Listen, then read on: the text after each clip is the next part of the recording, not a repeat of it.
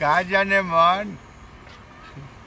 अरे बाबू कहाँ कहाँ रहत घड़ी आए केने केने सुन ना कह विधानसभा रख न ल जाने मन। अच्छा ठीक बा तुम जल्दी आए हमारे पास टाइम नहीं के बाप टाइम तो हमरा लगे टाइम कहाँ बा हई लोटा ले ले बन तन तेज कोइला ही बैठे गई नहीं आओ नहीं बहुत देर नहीं खे ठीक जानता रू तेरा के खाली देख लेनी है नु उतने में हमरा बुझाता नु कि एक पौवा खून बढ़ गई है हम तुरंत गई नहीं आओ नहीं इनकमिंग है आप 5 मिनट खाली समय दे देबू नु तब जानता रू है हमारी जिंदगी जोन बैठे है हम जाता नहीं आओ तनी है। हाँ ठीक बा ठीक जल्दी आप बहुत सुंदर बाप रे बाप हे भगवान प्रभु जी।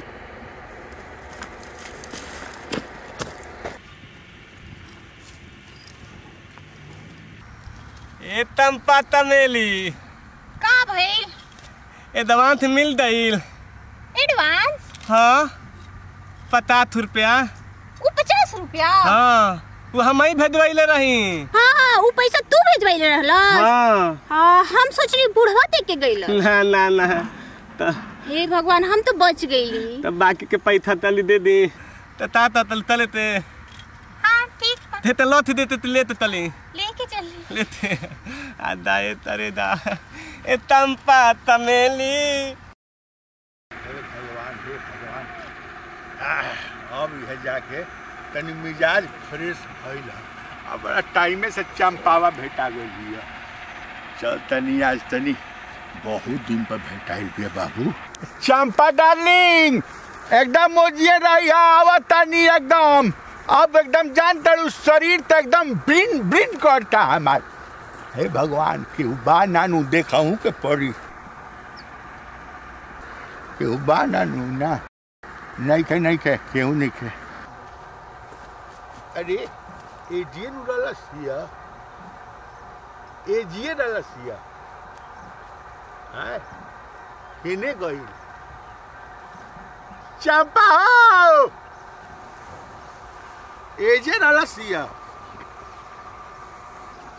जाने मन नहीं सांस रोका तबक है जाने मन हराम जादी 50 गो लेके चल गई हम एडवांस का देनी तो लड़की एडवांस निकल गई।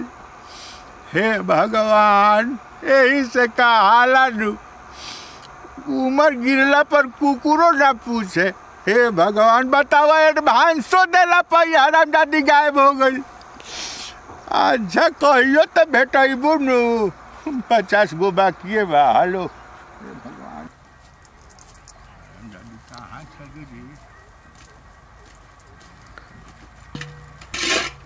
अरे आय बाबू अरे ई त चंपावा के हा चंपावा ए नहीं कहीं बिया एकरा मतलब आय हे भगवान कहाँ बिया कहीं ना कहीं तो बिया बाबू। आज खोज के दम धरब आज गइल इनका टोकरी गइल ना मिली है तो टोकरी ना दे 50 रुपया असूल करे 50 रुपया असूल करे। हे भगवान कहाँ गई। हे तंपा बड़ा मदावत हो तो के एडवांस ना दिले लती तो इतना मदा ना आई। और बाकी का पैसा कब देब हमारा टाइम खत्म। इतना दली तो मोबाइल के लिताद ना खत्म होला। हाँ जितना रिचार्ज उतना के टॉक टाइम तो टॉक टाइम भरवा दे तने और मजा लूटे दो देता है पहली बार तंपाते हाथों में प्यार। अरे सर कहाँ रे क्या होता चल तोरा माई से कहतन चल पढ़त साले जब पढ़े के तो उधर टीचर है पढ़त रहलू हां भुनाई नानी थवा न तुम्हें पढ़त नानी है दादी जाने मन आए जख्मी दिल के छोड़ के ई बगावत काहे कैलू है? कैसे बगावत? एडवांस हमरा से ले लू है। आए अब बैठल बारू कहीं औरी कैसे नहीं पैसा निकाल हमार पैसा दे। का एडवांस खत्म? पैसा दे पैसा दे ना पैसा बा ला पैसा तनी मनी मेहनत का पैसा। अरे तू खाली भेटा गई रह तो आज तू भेटा गई रह तू राजा कह देती राजा, लेकिन तारा करमे में ना रह। बतावा हो है 50 गो आइलू ए साला के बताओ तनी ये साला बहकौले हुई। अरे चल साला चल। अरे चल चल। अरे का बाबूजी साले मार के मूड़ी फोड़ दब लोटा से साले।